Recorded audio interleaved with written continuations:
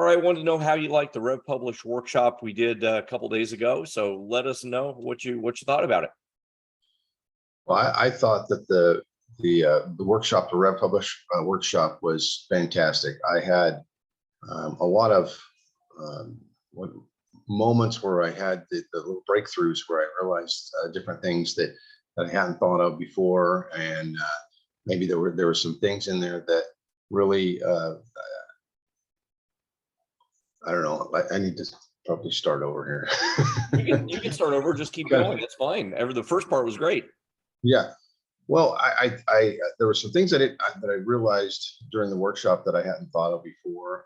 Like, for instance, that the book doesn't have to be 500 pages long. That most of the books that are published in Amazon are less than 50 pages or less. And I have material saved up that is, I guess, ready to publish that didn't think was ready to publish because I thought it needed to be a much more material. So that was a big takeaway for me. That was one of the best things. I got excited about that. Awesome. Well, thank you very much. And thanks for being there, guys. Well,